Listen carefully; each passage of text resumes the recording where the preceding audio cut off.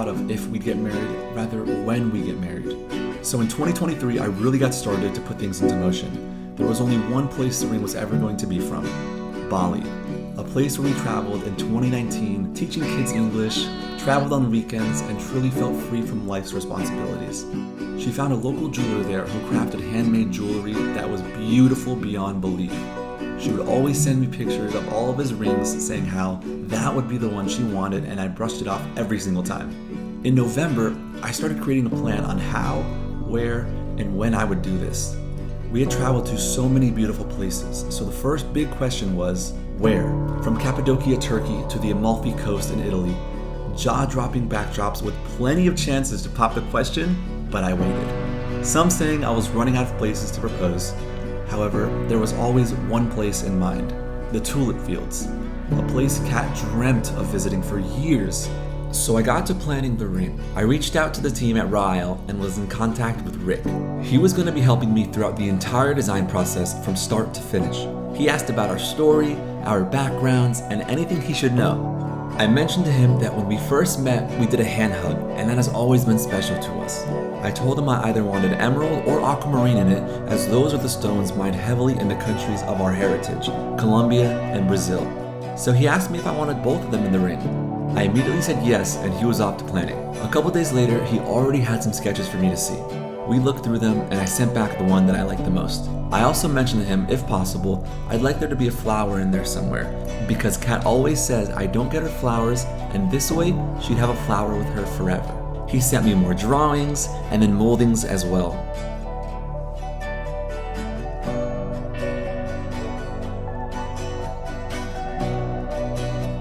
It was finally done after about 3 months. Now, all that was left was shipping it to me in time. We had about 2 weeks for it to get to me, which should have been plenty. But it was Ramadan and the post offices there were not in service, so it was looking like it would not arrive in time. And then I got this message, 1 week before the proposal. Celia, our photographer in Amsterdam, messaged me, and what she said made my heart sink. She said the season has been very weird, and due to the conditions, the tulips bloomed earlier than usual, so they're starting to chop them. And the ones that are still out are being smashed by the harsh weather. The field we had originally planned for had no more tulips. Only a couple of fields were still there, but it was impossible to know when the farmers would chop theirs next. I had no plan B. I didn't plan for anything else or expect this to fall through. I googled every beautiful proposal spot near Amsterdam imaginable. From Italy to Spain to smaller cities elsewhere in Europe, the weather in Amsterdam was not looking promising. The day had finally come, and I woke up to a great surprise from Celia, the photographer, saying she just did a photo shoot and the tulip fields were still out. So I told her we would aim for the next day at sunset.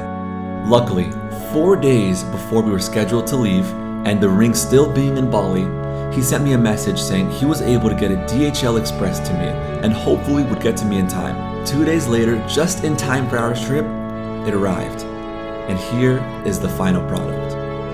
This is the flower on the side of the ring, the hand hug on the bottom connecting both sides, and the centerpiece, an emerald and aquamarine together to top it all off. We were departing from Miami to London for a quick connection before heading to Amsterdam. Everything was going right so far. I had the ring in my backpack, in a secret pocket so she couldn't find it. Arriving in London was a breeze. We got through immigration quickly and headed to our next gate. We were flying standby from London to Amsterdam at 11 a.m. and all was looking good. Until it wasn't. Out of the blue, an empty plane turned into oversold, and we were not granted a seat on the plane and could not even make the next flight. After a couple minutes of convincing and pleading, we were able to be put on a 2 p.m. flight. Once we sat in our seats, I booked a rental car in Amsterdam so we could drive to the Tulip Fields. However, our flight was delayed, and when we landed in Amsterdam, the rental car company was closed. We had to Uber to the hotel, quickly change, shower, and get ready before heading off to the fields. Celia had sent me a location to where we would meet at the fields. Neither she nor I knew if the tulips were still there. It would be a surprise upon arrival. But the weather was looking beautiful, and Kat, well, she was looking as beautiful as ever.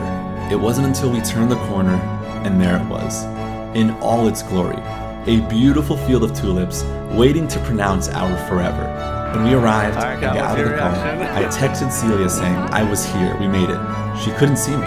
Then she realized we were both in different fields. I couldn't believe it. And with time running out for sunset, she had to speed over to my location. So what did I do? Stall, of course. Take some photos, videos, and rehearsing my lines in my head. Then she arrived, and I picked the flowers that would surround us. We walked to the spot and began to set my backpack down and told Kat, turn around, walk a little, and I'll hold your hand from behind. It'll make a wonderful photo with the flowers surrounding you. I wasn't following her at that moment, but little did she know, I'd follow her forever. When she turned around to see where I was there. The greatest thing that I have achieved is 4 little words down on one knee. I said, darling, are you joking? And I just said, please. Ain't it funny how the simplest things in life can make a man? Little moments that pass us by. Oh, but I remember the first kiss, the first night, the first song that made you cry, the first look in your eyes. When I said I love you, I can still feel the butterflies from when we stumbled home that night. I can't wait to make a million more first time. This is crazy. How romantic.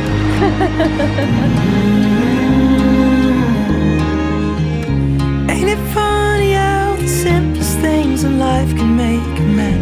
Little moments that pass us by. Oh, but I remember.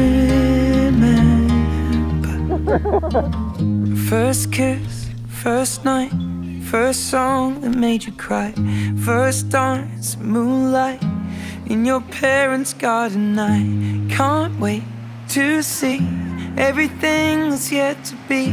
A first child, and then a million more first times.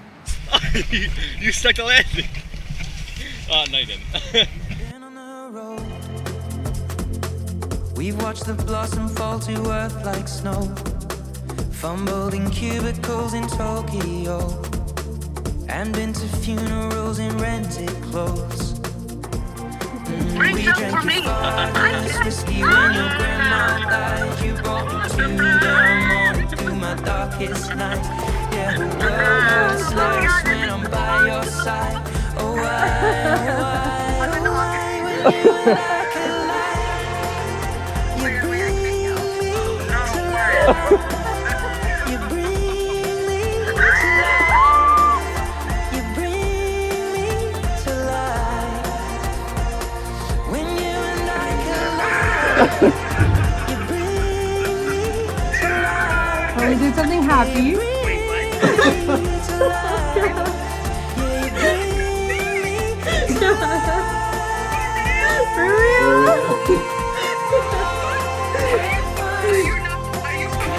No, I swear. We're getting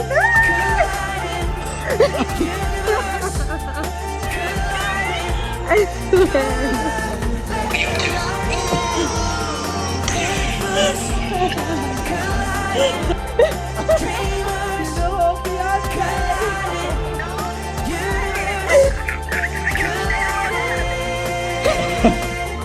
We made love in the sky.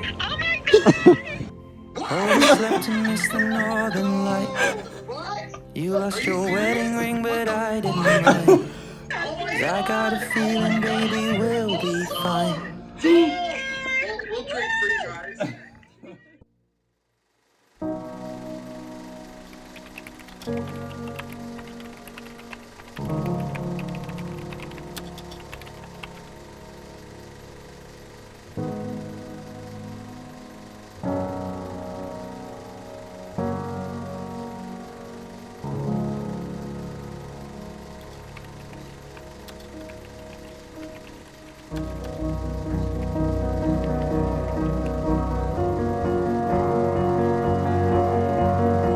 So right now we're here at the Cedar Senor Bridge to lock our love.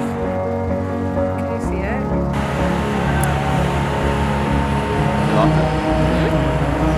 official. It's official. We're never gonna break up.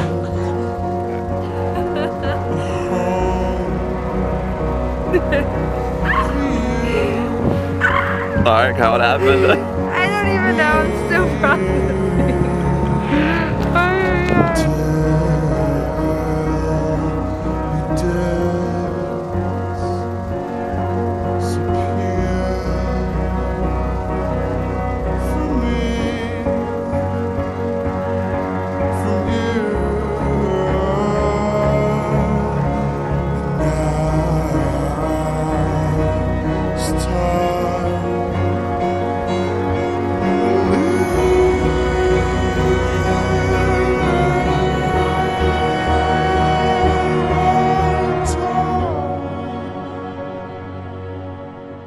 To